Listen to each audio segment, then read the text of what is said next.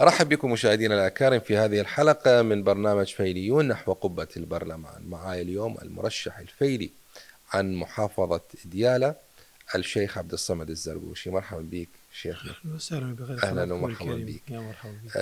أتمنى أنه نبتدئ بتعريف المشاهدين على الشيخ عبد الصمد الزرقوشي. أنا الشيخ عبد الصمد سالار حسين الزرقوشي، مواليد 1964، عن قائمة الائتلاف ديال أولا، رقم القائمة 249، تسلسل 15.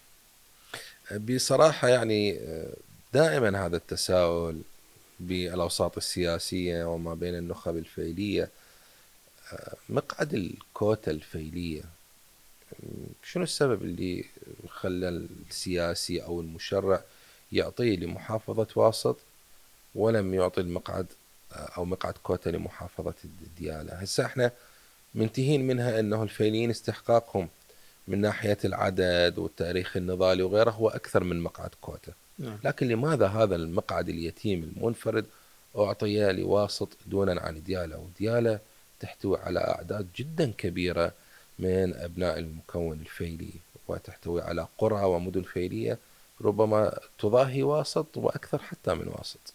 نعم. الحقيقة مظلومية تضاف إلى المظلوميات الأخرى للكرد الفيليين. نعم. يعني مو في شيء منطقي انه الكوت وبغداد مقعدين ويتركون ديالى اللي بيها مندلي وقزاني وبلدروز نعم. والسعدية وحمرين وخانقين، كلها بيها كرات فيلية. يعني اعتقد العدد يفوق الكوت بثلاث مرات او اربع مرات حسب احصائيات اللي عندي يعني. نعم.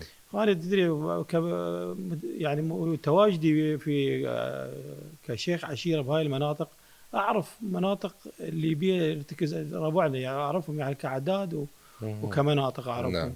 فهي مظلوميه اساسا موجوده. يعني المفروض احنا هسه عندنا مقعدين على دياله، مقعدين على بغداد، نعم. مقعد واحد على الكويت، المجموع خمس مقاعد مفروض عندنا. لكن اليوم هي 3 مقاعد فقط معطاة. لا، مقعدين. مقعدين فقط. مقعدين كويت نعم. وبغداد فقط مقعدين عندنا، ما عندنا ثلاث مقاعد. يعني عن بغداد مقعد مو مقعدين. لا، مقعد واحد. مه. نعم. رغم أيضا وجود أعداد كبيرة من الكرد الفيليين في بغداد. طبعا هي اساس بغداد، كرات فيلي مو اساس صح؟ بغداد، اساس حضاره العراق هي الكرد الفيليين الموجودين في بغداد، نعم. من ناحيه التجاره، من ناحيه الكفاءات، ومن ناحيه كل النواحي موجودين الكراد نعم، الفيليين يعني. والنسيج الاجتماعي الجميل الذي كان لبغداد. نعم نعم. اكيد. يعني نعم. بنت على جماليه الكراد الفيليين، يعني بغداد بنت على جماليه الكراد الفيليين. نعم. فالموضوع موضوع طويل وعريض. يعني من تجي تهمش هاي شو اسمه الفئه من المجتمع، يعني او طائفه من المجتمع تهمشهم بهاي الطريقه، حقيقه حاله تقهر يعني. نعم. يعني الواحد يفكر انه احنا مثل ما قلت بالبدايه، قلت اساس بغداد كراد الفيلي، اساس نعم. التجاره هم. ففي نواحي كثيره هم متغلغلين بكل مفاصل، الى ان النظام البائد حاول ياثر على هاي الطبقه، نعم. الطبقه الغنيه خلينا نقول، الطبقه المثقفه والطبقه التجاريه. يعني اثر عليهم من خلال ترحيلهم واذى تجارتهم وغير هذا. شيخ عبد الصمد، كم مدينة وقرية فيلية في ديالى؟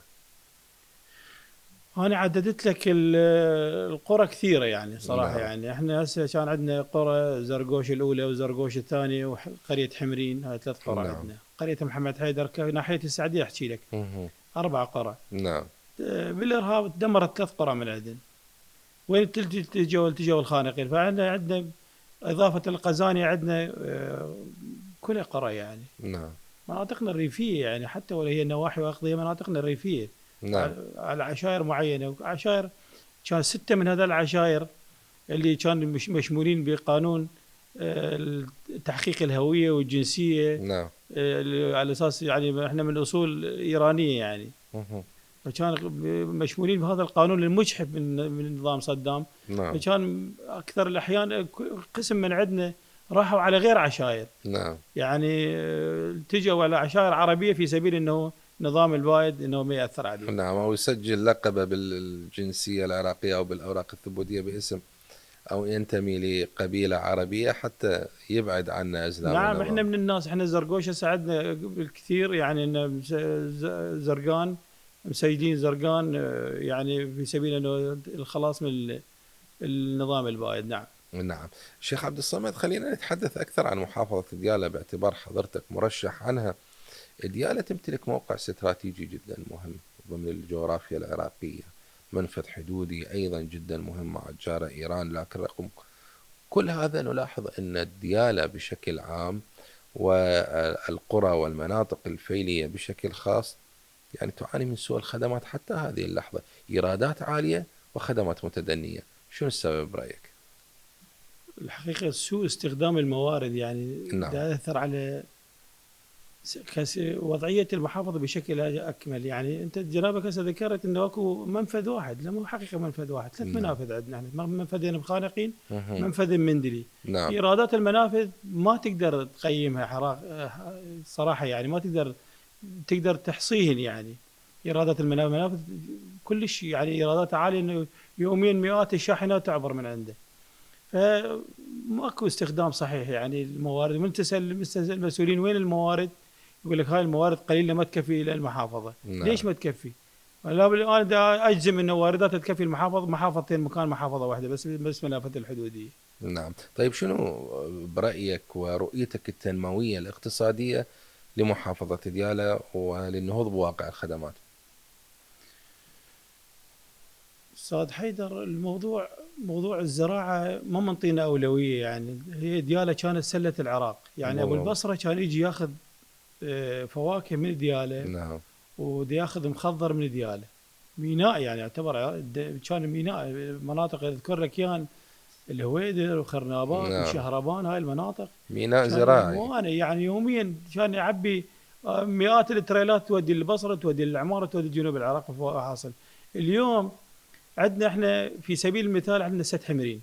نعم. سد حمرين مشروع روائي كبير، يعني سوء استخدام الواردات المائيه يخلينا احنا هسه اليوم روح شوف، اذا مريت انت طريق خانقين نعم. راح تشوف انه البحيره نشفت تقريبا، يعني نعم. يوم بعد يوم كان تخلص الخزين. بينما كان وقت النظام البائد انه هذا المي ما حد يسيطر عليه غير رئاسه الجمهوريه او اشخاص محدودين، يعني نعم. ذوي خبره بحيث شلون نقول انه ما ينصرف لتر واحد من عنده اذا مو موافقات رسميه. نعم. احنا اليوم واحد يخابر يقول له ما عندي مي فلان نهار، راسا نزلوا مخزون المياه، وهكذا. هذا اللي يصير.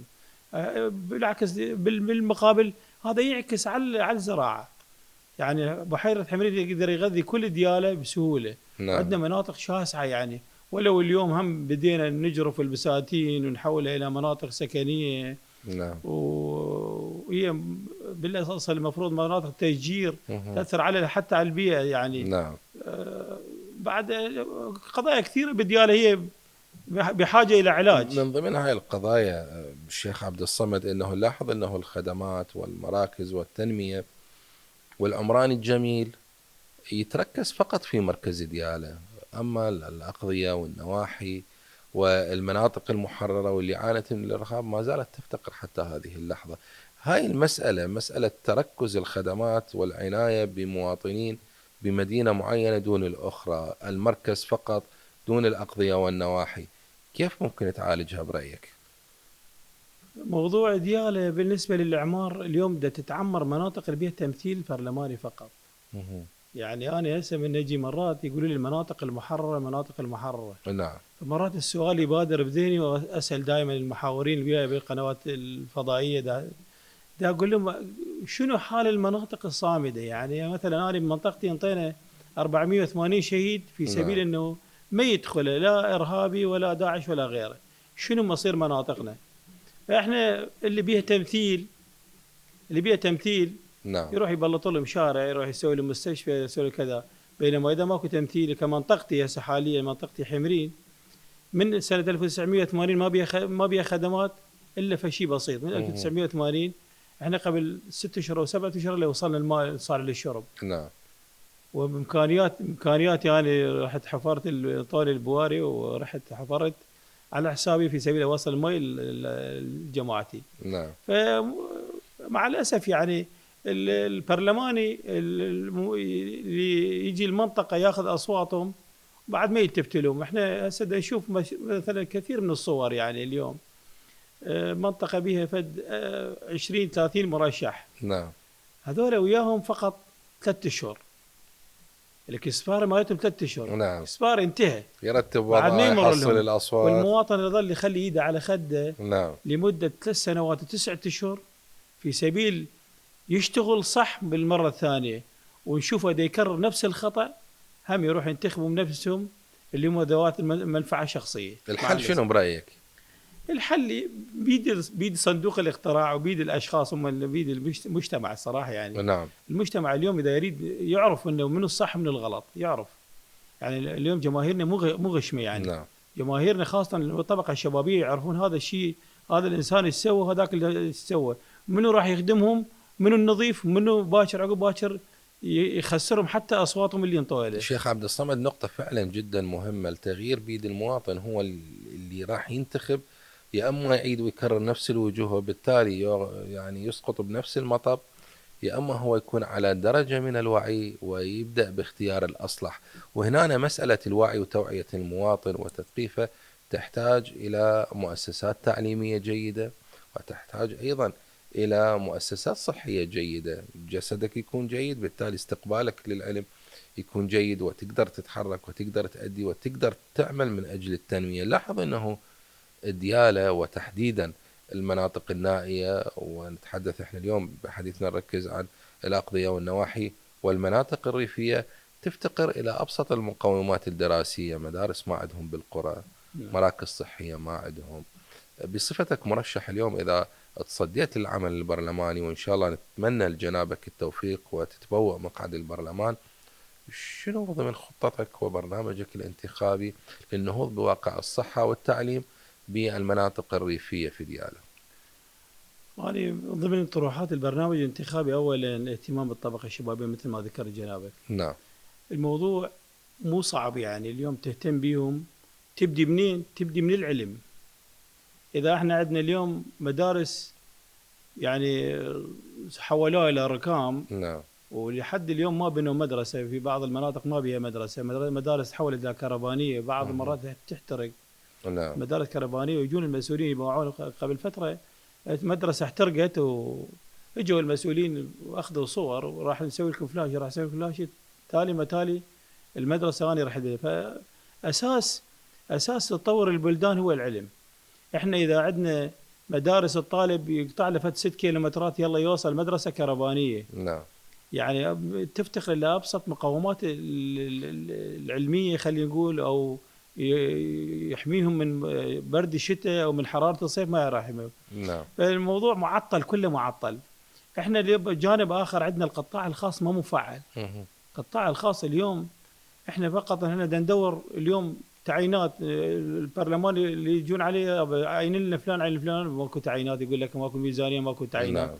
بس اليوم إذا اهتمينا بالقطاع الخاص، القطاع الخاص ممكن مصنع معين إذا سوى في منطقة معينة، أو تجيب استثمارات من برا يعين له 300-400 عامل. هذا أكو مشروع سد حمرين. نعم. مشروع سد حمرين مشروع روائي كبير جنابك، يمكن شايفينه كلكم شايفينه. نعم. أكو شركة إماراتية جت تستثمر بهذا المكان، صارت بها مداخلات. فلان تدخل بالموضوع، والشركة الإماراتية أنا اتصلوا بها قالوا باعتبارك أنت جنابك بالمنطقة وتقدر تحمينا. نعم. نقدر نجي نشتغل. قلت والله ما أقدر أحميكم أنا، لأنه ما عندي قوة القانون. نعم. اللي راح يأثر عليه اللي عنده صفة قوة القانون. تركوا الشركة إيش قد عدد اللي كانوا يردون يعني يعينون من المنطقة، قالوا من المنطقة يعني كتعيين شبابي 1200 واحد رادوا. نعم. 1200 واحد من حمل الشهادات بين عمال. زين هذا متى يخلصك من البطالة؟ خلصك من البطالة. يعني هسه المنطقة إذا عين بيها فد 1200 أعتقد راح نخلص 1200 عائلة من الفقر فعلا. مثل ما هسه يروحون يلمون نفايات بالقمامة بجبل حمرين، مكان مكبر نفايات تلقي مئات الأشخاص يلمون، وإحنا بسنة 2025. نعم. فهذه كلها شغلات تقهر أستاذ حيدر. يعني موضوع يراد علاج حقيقي. راح واليوم نتحدث أستاذ عبد الصمد عن العلاج لمواطن الخلل وما يعانيه اليوم المجتمع العراقي بشكل عام ومجتمع ديالى بشكل خاص، لكن اسمح لي أن أذهب إلى فاصل ومن بعده نتواصل. خليكم ويانا.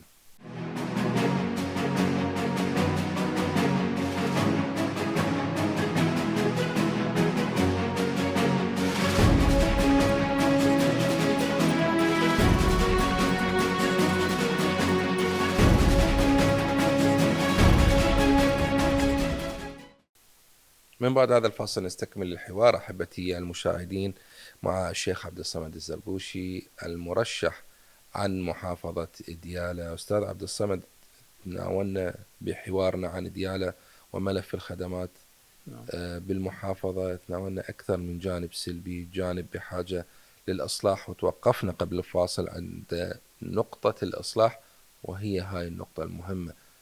كيف يكون الإصلاح برأيك؟ الإصلاح صناديق الاقتراع. نعم. المواطن إذا يريد يغير هو بيده. نعم. يعني أكو مرشح واحد بس اللي راح ينتخبوه بالآلاف. الشارع هو صاحب القرار، يعني نعم. المجتمع هو صاحب القرار. الحقيقة وأنا ما أريد يعني يقولون أقول عن نفسي إنه أنا باكر أصلح، ولا المجتمع أريد يحكم، هو يحكم عليه إنه أنا أصلح لو ما أصلح. اليوم المجتمع في ديالى إذا انتخب الشيخ عبد الصمد الزرقوشي وصعد لمقعد البرلمان راح يقدر يغير؟ احتياطي يقدر يغير، لأنه نعم. راح يشتغل الشيء اللي يتدمر من عند المواطن. اليوم بيبقى 4 سنين ثاني دورة أخرى انتخابية. نعم. لا، ما راح أخليه يتندم. إذا انتخبني ما راح أخليه يتندم، وراح أكون معي أيضا ناس أخليهم راح يشتغلون نفس الشغل حتى نسيطر على هاي الإمبراطوريات اللي صارت. إمبراطوريات البرلمان دا يشكل به إمبراطوريات يعني. نعم. راح يتكرر مرتين 3 باستخدام أساليب وشراء أصوات أو غير شيء. نعم. إذن بالتالي لازم تتضافر جميع الجهود، جميع المرشحين عن ديالى، جميع الفائزين بالمقاعد البرلمانية عن ديالى، لازم يشكلون جبهة موحدة تتضافر بها الجهود إيد بإيد حتى ينهضون بواقع ديالى من وجهة نظرك. بداية حديثنا ذكرت لي أنه لحد الآن أكو 3 قرى فيلية ما زالت مهدمة بفعل العمليات الإرهابية وما مسها من هذه العصابات، عصابات داعش الإرهابية. مضت أكثر من سنة على التحرير، وأكو منح شملت المدن والمناطق المحررة والمحافظات المحررة تحت هذا العنوان. هسه ما أدري ديالى إن شملت بهذه المنح أو غيرها. طيب ليش لحد الآن الجهد الحكومي ما وصل لهذه القرى ال3 وحتى الآن ما زالت مهدمة وأهلها الفيليين ملتجئين وعايشين في خانقين وفي غيرها من المدن الأخرى والقرى؟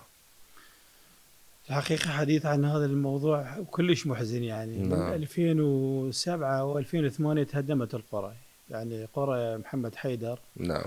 زرقوش الأولى وزرقوش الثانية، يعني مسحت عن يعني من زمن تنظيم القاعدة. نعم. مو داعش. الطائفية والقاعدة. نعم. فانمسحت هاي القرى يعني. وين التجوا الخانقين، قعدوا قسم بالمدارس أو قسم بالدور الحكومية أو قسم بحياة بسيطة يعني قضوها اللي ما بعدين قاموا يشتغلون. وهذا قسم عندهم عادة نفسهم، بس القسم الآخر القسم الأكبر أنه بعدهم دا يعانون من هذا الموضوع. نعم. يعني مفروض الحكومة بدل ما تعوضهم تعويض بحيث يقدر يبني له بيت نظامي أو سقف له والأطفال، عوضهم بمبلغ زهيد كلش. وراح أقول لك بعدين وراها إيش صار يعني. نعم. مبلغ زهيد شنو؟ 7 ملايين اليوم تريد تشتري بين كرفان، ما راح تقدر تشتري بين كرفان. واليوم دا نشوف الموضوع تغير. اللي تفلشت بيوتهم من 2007 لغاية 2014 تعويض شكل، من 14 وفوق بعد دخول داعش للمناطق تعويض شكل آخر. شنو السبب؟ كلهم عراقيين، كلهم من ديالى، كلهم الإرهاب هو اللي وهذا ما يقول لك المناطق المحررة زين. المناطق المحررة زين هذول مو نفس الحالة يعني. كل مواطنين لهم حقوق بهاي الدولة العراقية بحيث يكونوا متساويين. زين احنا قدمنا عدة طلبات هسه للحكومة. لرئاسة الوزراء والبرلمان قدمنا عدة طلبات. ردنا فقط إعادة تقييم الدور مالتهم. ولا دور نظاميه. نعم. يعني شنو يعني صعبه على الحكومه يعني باشر تبني لهم 3 قرى نظاميه بحيث تخلصهم من هاي الوضعيه اللي هم بخانقين يرجعون لمناطقهم. انا اولت البارحه في مؤتمر انتخابي مع يعني احد القرى مالتنا نعم. يعني هم كانوا مجموعين في منطقه معينه. قال والله احنا باشر عقب باشر اذا يبنون لنا بيوت نظاميه او قرى عصريه باشر نرجع لمناطقنا. ليش تاركين احنا اراضينا واراضينا الزراعيه كلها تركوها؟ فالحديث مؤلم عن هذا الملف كلش يعني. والناس انظلمت، نعم. ظلموهم ظلم مو طبيعي. يعني انا 7 ملايين ولا 4 ملايين 3 ملايين واللي عنده اليوم برلماني وعنده تعويض صار 30 مليون 40 مليون 50 مليون. انا اقرا يوميا وبالجروبات نعم. انه تعويض كذا مبلغ كذا مبلغ. نعم. مهم. طيب شيخ عبد الصمد، أريد أسألك سؤال جدا مباشر وأريد الإجابة بصراحة. شيخ عبد الصمد الزرقوشي مرشح عن الفيليين فقط، راح ينادي بصوت الفيليين فقط، لو هو راح يحكي بهموم كل أبناء ديالى وأبناء العراق بشكل عام؟ لا طبعا انا افتخر منه انا من الطائفه يعني. نعم. ولكن انا لكل المجتمع العراقي في دياله، لكل المجتمع العراقي الموجود في دياله. نعم. احنا بالنسبه لنا ما معتمدين على جماهيرنا فقط. احنا بدنا نحاول انه نقنع كل الجماهير البقيه انه يصبون في خانه العداله او خانه نعم. الناس اللي يعرفون انه باشر يقدمون لهم شيء احسن من وضعهم الحالي يعني تطور وضعهم. بشنو راح يكون الشيخ عبد الصمد الزرقوشي يختلف عن بقية اللي أطلقوا الوعود بالبداية وحصلوا أصوات، بعدين حتى موبايلاتهم غيروها، ناسهم ما عرفوها، إلا بنهاية الدورة الانتخابية مثل ما قلت هم رجعوا 3 شهور يلمون أصوات وراح ينسون الناس. هسه هذا حال لسان حال المشاهد اللي يشاهدنا، أنا دا أتكلم بصوته. شيخ عبد الصمد شنو يشوف نفسه مختلف عن هؤلاء اللي أطلقوا الوعود وما نفذوا؟ اليوم عندنا مقوله عشائريه يقول صاحبي الحظ والبخت. صح؟ مو شيء والله لو كل من يكون صاحب حظ وبخت يعني. بمكان عمله انا بالنسبه لي ببيته بدائرته بالبرلمان كان احنا بخير. قراراتي ويا نفسي قرارات هسه حاليا. نعم. وان شاء الله اذا الله جعلنا قسم وفزت بالمقعد وصرت تحت قبل البرلمان يعني راح احقق الشيء للمواطن، احقق الشيء اللي بداخلي اللي نعم. مصمم عليه والشيء اللي دا اشوفه غلط دا يصير بالشارع احاول انه اتجنبه وما اسوي. انا وظيفي موجود في سد حمرين نعم. وما تركت ربعي ولا تركت منطقتي. دافعت عن الكردي والعربي والتركماني والسني والشيعي، كل دافعت عنهم بالسواسية. يعرفون من المنطقة يعني، يعرفون نعم. الشيخ عبد الصمد يسوى بالمنطقة وشون صمد ما راح يخفي عن واحد من عندهم. ولا راح أنا أحكي عن نفسي، ولكنه لو تروح منطقة سوي التقرير عن المنطقة راح يقول لك هذا الرجل ايش قدم يعني. نعم. قدمت أنا تأذيت، ابني تأذى، 19 واحد من ولد عمي راحوا، 480 بين الشهيد وكذلك آلاف جرحى والأرامل. وأنا سيطرت على الوضعية رغم أن هاي الصعوبات كلها سيطرت على الوضعية وما خليت واحد يتأذى بالمنطقة. نعم. طيب شيخ عبد الصمد، إذا ما تم انتخابك إن شاء الله، شنو أول قرار ممكن أنه تتصدى له أو ملف في ذهنك هو يكون الأولوية؟ والله أنا فد ملف يعني كلش يلمني ملفين حقيقة. نعم. ملف الجانب الصحي والجانب التعليمي. عندنا الجانب الصحي والتعليمي مهمل تماما. نعم. يعني هذني بأولويات العمل أنه راح أسعى جاهدا أنه أغير من واقع هذين الحالتين بالبداية. نعم. واهتم بالطبقة الشبابية بالجانب الثالث. طيب احنا في بداية الحوار ذكرنا أنه ديالى حتما تستحق مقعد كوتا فيلي، إذا مو 2 فواحد. راح تخلي هذا ضمن رؤيتك الانتخابية وعملك البرلماني؟ أكيد هذا الموضوع لازم نسعى به وضمن قرارات مجلس الوزراء إنه الكرد الفيلين تهمشوا وتعانوا من ظلم النظام السابق. فاليوم نعم. بحاجة إلى واحد من يحتضنهم، بحاجة إلى قرارات قوية بحيث ننصف هاي الشريحة من المجتمع. نلاحظ أنه مظلومية الكرد الفيليين حتى ضمن نطاق محافظة ديالى، نلاحظ أنه أكو فد مناصب أو درجات معينة على مستوى من الأهمية كانت من حصة أبناء المكون الفيلي ضمن إدارة ديالى. استاذ حيدر، احنا من دخلنا في قرارات الامم المتحده وصنفونا من ضمن الاباده الجماعيه للكرد الفيليين نعم. والمظلوميه والتهجير القسري المفروض وغير. يترتب على أساسها. المفروض نعم. تتبنى قرارات على هذا الاساس. اللي قرارات هي ضمن القرارات انه 2% على اساس من تعيينات الكرد الفيليين في كل دوائر الدوله. نعم. او عندنا تمثيل لازم يكون بكل الدوائر الحكوميه. نعم. بحيث اكو قرار يعني كردي فيلي اذا يطلع من منصبه لازم كردي فيلي بمكانه. نعم. هذا الشيء بدا يطبق، يعني عندنا بالمئات مناصب راحت من عندنا وماكو تعويض بمكانه. مرات شنو السبب؟ ليش ما تطبق؟ ما تطبق، ما يعني اكو التمثيل. اولا تمثيلنا بالبرلمان قليل. نعم. احنا خلف الله عليه الصوت الفيلي خافت في استاذ البرلمان. محسن المندلاوي خلف الله عليه اليوم نعم. بالبرلمان دا يدافع عن القضايا ودا يحاول انه يقلل من المظلوميه اللي على هاي الشريحه بالمجتمع. الصوت الفيلي خافت في البرلمان. طبعا. وهذا ما يختلفون عن الاثنين. خافت بالبرلمان لانه احنا مفروض الكراد الفيليه اقل شيء عندنا في 5 مقاعد. نعم. التقديرات عندي لازم 5 مقاعد عندنا، ولكنه احنا مقعد واحد ايش راح يسوي لنا يعني؟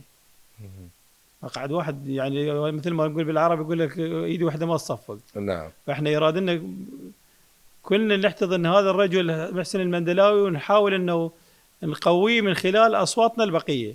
نعم.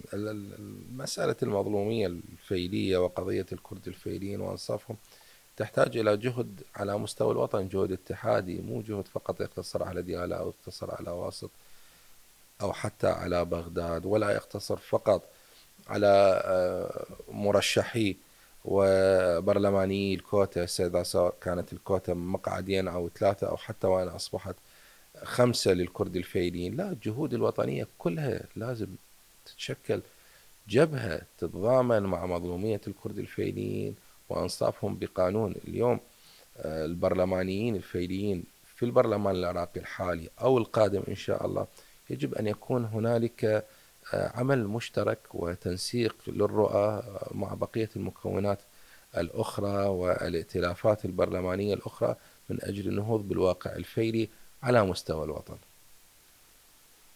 استاذ حيدر، احنا عندنا تعايش سلمي وكل طبقات المجتمع. نعم. كل الناس وهي نقطة قوة للفيلي، ولكن احنا كمواطن وكسياسي. احنا كواقع نعم. حال، واقع حال عندنا تشتت. احنا مرينا على اكثر من يعني حزب. نعم. او اكثر من تيار مرينا عليهم. سوينا وفد من الكراد الفيليه برئاسه الدكتور طارق المندلاوي. مرينا على اكثر من تيار انه بالساحه السياسيه، فكان جوابهم انه اتحدوا. نعم. هو دا يقول لك اتحدوا. بالاتحاد قوه، صح ولا لا؟ بالضبط. فاحنا لا، التشتت مأثر علينا اليوم. نعم. التشتت مأثر علينا. تشتت كل مكان دا يروح ب1000 لو 500 لو 600. نعم. حتى ولو باكر الداعي تقول انا انطيته 500 ما راح يصدقك يعني. هذا التشتت بسبب اختلاف بالتوجهات السياسيه والرؤى السياسيه، لو بسبب انه الفيلي يعني متشتت ما بين انتماء الطائفي العقائدي الشيعي وما بين انتماء القومي الكردي. لا طبعا احنا بالنسبه لنا قلت لك قبل شويه، قلت لك ان تعايش سلمي عندنا ويا الكل. تشتت. نعم. التشتت اللي عندنا على الزعامات يعني. يجي اي واحد من عندنا يريد يصير زعيم. نعم. هذا شيء غلط يعني. لازم احنا عندنا قيادات موحده. نعم. كنا نلتف حول هاي القيادات بحيث طلع لنا نتيجه بالنهايه. بالضبط. بالتالي هذا التنوع وهذه النقطه او المنطقه الوسط اللي يحتلها بكل جداره الكردي الفيلي هي مصدر قوه للمكون الفيلي، مو مصدر ضعف. هذا التنوع وهذه الامكانيات، انت تجمع ما بين الشيعي وما بين الكردي وفي منطقه مشتركه متعايش، تجمع ما بين العربي والتركماني والسني والشيعي. انت نقطه وسط، نقطه اتحاد ما بين جميع المكونات. بالتالي تقدر تكون صاحب قرار وتستثمرها بشكل جيد من أجل رفاهية المجتمع والتنمية في المجتمع. نعم. هسه اليوم من خلال نعم. المؤتمرات الانتخابية راح تلاحظ هذا الشيء يعني. نعم. الناس تكون لك الاحترام لأنه أنت كردي فيلي، كردي شيعي، أنت وسطي، ما عندك تطرف، ما عندك. أنت مثل ما نقول مجتمعنا طباب خير، على أي بيت على أي مكون نعم. تدخل يرحبون بك وتقدر تحل المسألة. إذا ما كان يعني. إذا نعم. ما كان أكو حزازية ما بين البيت الفلاني والبيت الآخر انت لا، تكون. لانه نعم. احنا الكراد الفيليه ما نؤمن بالطائفيه صراحه يعني. بالضبط. ودائما نحاول نحكي بالتعايش السلمي. نعم. يعني انا في منطقه بيها سنه وشيعه وبيها اكراد وعرب وتركمان، مهم. احتضنت الكل، نعم. كل الطوائف كل القوميات احتضنتهم وعاملتهم كسواسية. يعني الزرقوشي يطب عليه يحصل اللي يريده، والغير يحصل نفس اللي يريده. نعم. يعني ما فد يوم بخلت على واحد من عندهم بحيث احسسه هو انا بعيد عليه، مهم. لانه موقع القياده كان انا موقع القياده. نعم. انا كنت اقود المنطقه امنيا، ولذلك كنت اعامل الكل سواسيه، ما افرق بين واحد واخر. هذا سر نجاحنا، لانه لا داعش طبلنا ولا احنا ترى كل الخسائر اللي كنا ننطيها خارج المنطقه، نعم. يعني مو داخل المنطقه. ما حد طبلنا داخل المنطقه، لانه كنا كتله متماسكه، اكراد وعرب شيعه وسنه كتل متماسكه، فما كانوا يطبوننا. نعم. على عكس بقيه المناطق طبوا لهم، لانه اكو تفرقه بيناتهم. نعم. يعني حاولوا انه قسم يسيطر على قسم، ولا انا هذا الشيء ما سويته. مهم. وذلك احنا نجاحنا موجود يعني في حمري. وهذا سر القوة، مثل ما قلنا في البداية بالتجمع، يكون اكو قوة، مجتمع محصن، مجتمع رصين، بعيد عن كل هذا التشتت والانتماءات لفلان وفلان. أنا ابن هاي المنطقة، ابن هاي المحافظة، ابن هذا البلد، مصيري واحد، مصيري مشترك.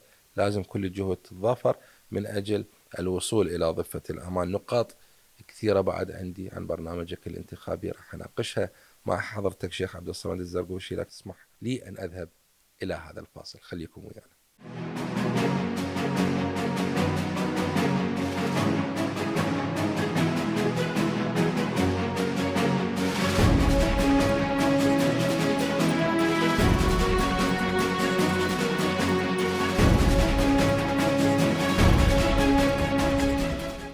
من بعد الفاصل نكمل في الجزء الأخير من حوارنا لهذا اليوم مع المرشح لانتخابات مجلس النواب العراقي عن محافظة ديالى، الشيخ عبد الصمد الزرقوشي. الشيخ عبد الصمد، يعني وصلنا بالحوار قبل الفاصل إلى الملف الأمني وكيف صديته كيد واحدة ومجتمع متماسك بكافة مكوناته للإرهابيين ومن يريد أن يخرب هذا النسيج الاجتماعي الجميل. بالتالي خلينا نتحدث أكثر عن الملف الأمني. ديالى لها خصوصية يعني جدا مهمة، وبصراحة خطيرة في ذات الوقت على أمن ديالى، اللي هي موقعها الجغرافي قريب على محافظات ملتهبة لسنوات طويلة وكان يعبث بها الإرهاب. وحتى الآن أكو فد خواصر رخوة في هذه المحافظات، ويسلل منها الإرهابيين إلى ديالى أحيانا، مثلا سلسلة جبال حمرين، المناطق المتاخمة لصلاح الدين، لكركوك، وغيرها من المحافظات. بالتالي هنا يجب أن يكون الملف الأمني متماسك جدا في ديالى. رؤيتك الانتخابية عن الملف الأمني في ديالى كيف ستكون؟ بس قبل جواب على السؤال، نعم. اوضح لك انه احنا بتحالف ديالى اولا يضم كتلتين، كتله دوله القانون نعم. وكتله الاساس العراقي. التوفيق أنا للجميع. من ضمن كتله الاساس العراقي اللي راسه السيد المندلاوي. نعم. اما نجي على الجانب الامني، طبعا كان كثرة الحديث عن مجتمع ديالى أو ديالى خطرة وكذا نعم. من السوالف كانت تتراود. يعني هو يعني حتى اللي يريد يروح لديالى يزور صديقه يتجبجب من عنده. مهم. نعم، هي صار هجمة شرسة على ديالى، ومركز المحافظة بقى بيها بس شارع المحافظة. يعني نعم. كان محافظ قوة أمنية يلا يقدر يطب ويطلع. ولكنه إذا الحديث على مجتمع ديالى، مجتمع ديالى مجتمع طيب، يعني اكو كل الروابط موجوده. يعني كل نعم. عشائر بها مصاهره وبها قوه وبها مصالح مشتركه وبها اراضي زراعيه مشتركه وبها عمل مشترك. فهو هذا السر اللي تغلبوا ديالى على الارهاب، ولا هي كانت هجمه كل شرسه على ديالى. نعم. وكان مراهنات علينا لازم ديالى تسقط، لازم ديالى تسقط بيد الارهابيين. وصارت عصيه بعدين تماسك اهلها وناس. احنا اشتغلنا بالمصالح الوطنيه لسنوات طويله. نعم. يعني بقينا على الاصلاح ذات البين، اكو قضايا اللي راح تعكر الاجواء نحلها. شغلات الارهابيه اللي صارت كان ما نشمل، بحيث ينشمل هو شخص نفسه الارهابي بالموضوع وكذا. نعم. وكذا هواي امور. بس الحمد لله وشكر قدرنا نتغلب على الملف الامني بتماسكنا، تماسك شيوخ عشائر ديالى. نعم. أيضا سوينا برئاسة الوزراء سووا لجنة فضل النزاعات العشائرية. القضايا الشائكة كلها حليناها تقريبا. نعم. بالأسبوع كان 80 قضية أو 90 قضية. شلون تعاملتوا مع ملف المصالحة الوطنية في ذلك الوقت؟ ملف المصالح الوطنية اللي شكله السيد المالكي نعم. أثر تأثير مباشر على الوضع الأمني في ديالى. يعني كان يضم كل أطياف ديالى يعني. نعم. شيعة وسنة أكراد وعرب وتركمان وكل الطوائف. فهذا أثر بشكل إيجابي إنه كل واحد قدر يسيطر على مناطقه من خلال الدعم اللي قدمه السيد المالكي، وجابت نتائج إيجابية صراحة. يعني وقته المصالح الوطنية كان لها دور فعال كلش بالعملية السياسية. نعم. طيب إذا ما قلبنا السنوات الملتهبة اللي مرت على ديالى، متى عانت ديالى أكثر؟ في زمن إرهاب القاعدة أم في زمن إرهاب داعش؟ من كان أقسى على مجتمع ديالى؟ طبعا الأقسى شو اسمه القاعدة، مو داعش. قدرنا بفتوى المباركة للسيد السيستاني أدام ظله. نعم. يعني نقطة تحول جذري. نعم. نقطة تحول جذري صار بالملف الأمني. قدروا بفترة وجيزة أنه يسيطرون على المناطق، والحمد لله وشكر استتباب الأمن كان محط ترحيب بكل طوائف ديالى. هسه موجودين الحشد موجودين بيش، ولو أنا يمكن أكو غير فقرة راح نتحدث عنه. بس حدثني عن دور الحشد، وكيف تنظرون إلى دور الحشد بالحفاظ على أمن ديالى والمجتمع في ديالى. هو قلت لك سبب استتباب الأمن 2014 هو الحشد مع القوات الأمنية. كان ظهير القوي للقوات الأمنية. تدري أن الواقع الحالي صار عندنا وضع مزري يعني. مناطق جلالاء والسعدية والعظيم كلها احتل الإرهاب، قسم من مناطق حمرين وأطراف أخرى من بقية مجاورة لبقية المحافظات. يعني كان الحشد الدور الأكبر في استتباب الأمن. الحمد لله وشكرا قدروا يسيطرون سيطرة كاملة، ولحد الآن احنا بفضل الشهداء والجرحى اللي سقطوا من الحشد الشعبي احنا ديالى آمنة 100% حاليا الحمد لله. أنتم كنتم على تماس مباشر مع أبناء الحشد الشعبي، وشهود عيان على مدى أهمية وجود الحشد الشعبي كضامن للملف الأمني سواء في ديالى أو بقية المحافظات الساخنة. كيف تردون على الأصوات النشاز التي تريد النيل من الحشد الشعبي، تدعو لحل أحيانا أو هيكلته في أحيان أخرى؟ شلون راح أجاوبك ما أدري يعني. الحديث عن حل الحشد الشعبي هذا حديث مغرض يعني. يردون يرجعون البلد على المربع الأول، لأن هو ماسك مناطق وفيها كل أطياف الشعب العراقي. يعني هسه قبل كان يقول مثلا القوات العسكرية شيعية، هسه قوات سنية وشيعية كردية عربية تركمانية، كل هذا من صفوف كل طوائف الشعب العراقي بالحشد موجود. نعم. شنو الضير يعني، شنو الضرر اللي يصير على الآخرين بحيث يدعي أنه هاي الحشد لازم ينزال ليس كذا؟ مو جاي يخدمك هو الحشد، جاي يوفر لك الأمان، جاي تنام أنت بجال الحشد، موفر لك نقاط على طول الشارع تروح تجي بطولك، تلقيهم ليل نهار صبح عصر تلقيهم موجودين وواقفين لك سكينة خاصرة على الإرهاب. نعم. صح ولا لا؟ الموضوع هذا الموضوع مو صحيح يعني. المداعاة بأنه مباشر عقب مباشر حلوا الحشد وحشد انتهى دوره، لا الحشد يبقى دوره إلى آخر الزمان. نعم. نعم. هذه الأصوات النشاز أثرت بإقرار قانون الحشد الشعبي، ويعني في فترات طويلة حتى سبب التلكؤ باستلام رواتب مقاتلي الحشد الشعبي أبناء الحشد الشعبي. قانون الحشد الشعبي سيكون من أولوياتك في البرلمان، إقرار هذا القانون، دعم هذا القانون؟ والقانون الحشد الشعبي اليوم وغدا وبعد غد لازم يقر. نعم. سواء أنا كنت أو غيري يجي البرلمان لازم يقر هذا القانون. نعم. لأنه هذا الحشد يخدم الكل، ما يخدم فئة معينة على مود يعترض فلان ويعترض فلان عليه. اللي يدمرون من قانون الحشد أو إقراره باشر عقب باشر هم راح يخسرون. نعم. وأنا متأكد من هذا الشيء. بودي أنه توجه كلمة لأبناء الحشد الشعبي اللي يسمعوك حاليا. يعني بيش اريد اوصفهم، يعني كلمات ما راح توفي بحقهم، وهم هسه متحملين البرد والحار ليلا ونهارا، وتحملوا وتأذوا، قسم استشهدوا وقسم انجرحوا، بيش نجازيهم. ندعي من الله سبحانه وتعالى أن يوفقهم ويرحم الشهداء ويشافي الجرحى إن شاء الله. آمين إن شاء الله. نعود إلى المجتمع في ديالى وإلى محافظة ديالى وإلى ملفات أخرى ضمن ديالى اليوم أيضا.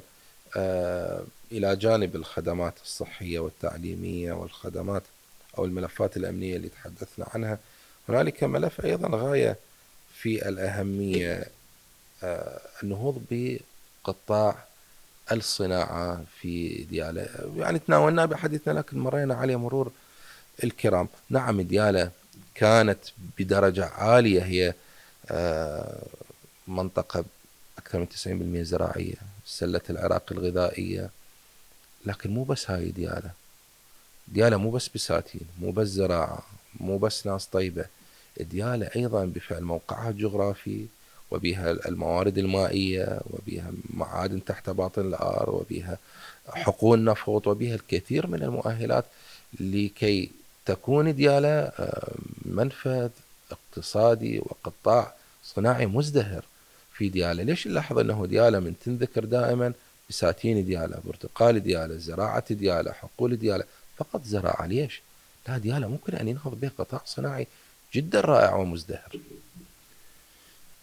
حقيقة القطاع الصناعي معطل بديالى 100%. نعم. يعني لو تجي من الطب مدخل ديالى باتجاه الخالص وهبهب راح تلقي مئات المصانع. نعم. منطقة صناعية كاملة بها مئات المصانع. هاي المصانع كانت تضم أو تعيش مئات العوائل وتستوعب عمال وخبراء ومهندسين وغير. نعم. هاي المصانع كلها معطلة ليش؟ لأنه أن زراعة معطلة. نعم. زراعة معطلة. والصناعة ليش تعتمد على الزراعة غير؟ نعم. وعلى المعادن الموجودة احنا نعم. عندنا جبال حمرين بها كنوز طبعا ما مستغلة بشكل صحيح. هم قسم مستفيدين من هذا الموضوع وقسم نعم. آخر يمكن دا يشتغلون. لو أكو ناس يروحون يشوفون المصانع الموجودة بحمرين، يعني المعامل الموجودة بحمرين 3/4 غلط. نعم. 3/4 الدولة ما مستفاد من عندها، مستفادين من عندها أشخاص. أيضا من الممكن أن تكون ديالى يعني مرفأ ومورد للسياحة جدا مهم. تكون بحيرة حمرين ما شاء الله جميلة، صح المياه أحيانا يوصل لمستوى منخفض لكن يمكن السيطرة عليه بطرق فنية وتقنية من خلال السد. أيضا السد موقع جدا جميل ممكن استغلاله سياحيا. سلسلة جبال حمرين بعد تأمينها بشكل جيد من قبل أبناء الحشد الشعبي والأجهزة الأمنية الأخرى الساندة، أيضا من الممكن أن تكون أماكن غاية في الجمال واستغلالها بشكل سياحي مهم. أين هي رؤية التنمية السياحية اليوم من المسؤولين والقائمين على ملف التنمية في محافظة ديالى؟ بالنسبة ذكرت جنابك الموضوع حمرين موضوع يعني معطل تماما. نعم. حمرين منطقة سياحية 100%. نعم. بها الجبل، بها المي، وإضافة يعني اليوم صار عندنا جسر تقريبا نعم. طوله 7 كيلومترات صار عندنا أطول جسر بالعراق. نعم. هي من مقومات السياحة. نعم. باشر هي كلها من مقومات السياحة. منطقة جميلة، منطقة سفح جبل، منطقة بها هسه حاليا بها زراعة، دا يزرعون خارج البحيرة وقبل البحيرة مزروعة. نعم. أما إذا المكان اللي ما شايفين انتم روحوا طبوا للسد. روحوا طبوا للسد وشوفوا المعالم الحلوة اللي بيها. نعم. يمكن أنت ما راح تروح للسليمانية، راح تروح تودي عائلتك. نعم. إذا كنت مرفأ سياحي تاخذ عائلتك وتروح لسد حمرين بدل ما أنت قاطع مئات الكيلومترات تتحمل خطورة الطريق. إضافة للعوائل اليوم رحلات شبابية دا يصيدون أيضا ورحلات نعم قنص وغيرها. أستاذ حيدر. نعم. لحد الفجر تلقي ناس واقفة على البحيرة وتصيد سمك وجايبة خيم نعم. تصنع خانة معينة بحيث تتونس عليه. يسوون فجوا للترفيه عن نفسهم. نعم. المواطنين. نعم. بالتالي هاي الأماكن المخفية عن المواطنين حتى يمكن في ديالى في بقية المناطق ربما البعيدة عن حمرين ما يدون أكو هكذا جمال بالمناطق الريفية من ديالى. فكيف الحال أيضا بالمواطن من بغداد ومن الكوت وغيرها، هذا من يجي لديالى ويصرف هنا ويصرف هنا، وأيضا هاي كلها موارد لديالى طبعا. تكون. واحنا اليوم نقدر سد حمرين نضيف يصير شلون سد الكوت مركز سياحي جميل. شو اسمه للمنافذ الحدوديه، نضيف له فد ومورد اخر كلش كبير. القطاع السياحي اذا نكون نستغله باستغلال صحيح. وانا مصمم انه هذا الموضوع باكر او باكر بقبه البرلمان اذا الله يسهل لنا اتبناه. ملف غايه في الاهميه. دائما من نزور ديالى، دائما من يجينا واحد من ديالى من اصحابنا واهلنا واحبابنا يتكلم مش قد صار 20 سنه يمكن اكثر عن ملف الكهرباء. 22 سنه الكهرباء بديالى ما تنصلح، الكهرباء بديالى معطله، الكهرباء بديالى غير مستقره. يمكن ديالى من اكثر محافظات العراق اللي تستخدم وتحتاج ويعني بحاجه ماسه الى ما يسمى برافع الفولتيه او اللي يخلي مستوى التيار الكهربائي مستقر. ملف الكهرباء في جميع العراق هو نعم معطل بتلكؤ بنسبة جدا كبيرة، لكن نلاحظ أنه في ديالى ربما نسبة التلكؤ تكون الأكثر. شنو السبب وبرأيك شنو الحلول؟ يعني اليوم احنا خلي يجي على منطقتنا وعرجك على كل ديالى. نعم. احنا من سنة 80 نازلين بحمرين، يعني شملتنا البحيرة ونزلنا بحمرين. نعم. الشبكة الكهربائية نفسها، نفس الأسلاك ونفس الأعمدة لحد اليوم.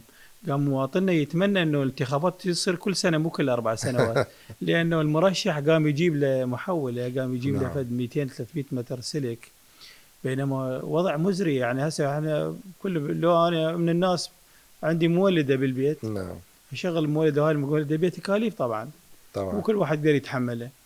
ايضا عندك الكهرباء درجه من الضعف، يعني مثل ما ذكرت جنابك كله لازم رافعات فولتيه له، وهذا كلفه على المواطن يوميا، رافعه عاطله رافعه ما عاطله. نعم. ليش؟ يعني احنا عندنا بس في ديالى المحطه الكهرومائيه وهسه صارت المحطه الكهروغازيه. نعم.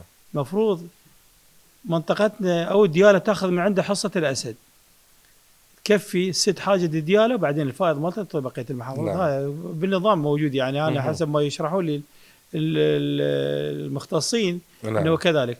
احنا كل الكهرباء ما مستفادين من عنده، بالتالي يعني لازم اكو وقفه حقيقيه وجاده لاصلاح هذا الملف ديالنا. طبعا باكر عقب باكر هاي المنطقه من تكون مهمله او ديالى يراد لها تغيير جذري. نعم. اكو مو بس انا اتحمل العبء اذا باكر عقب باكر الله جعل القسمه وفزت، لا لازم كل يتعاونون على هذا الملف بحيث نطلع بنتيجه طيبه، نرضي مواطننا على الاقل، نقدم فد شيء خطوه الى الامام. بالتاكيد. الشيخ عبد الصمد الزرقوشي تناولنا عده ملفات ضمن رؤيتك الانتخابيه عن محافظه ديالى كمثال عن العراق باكمله.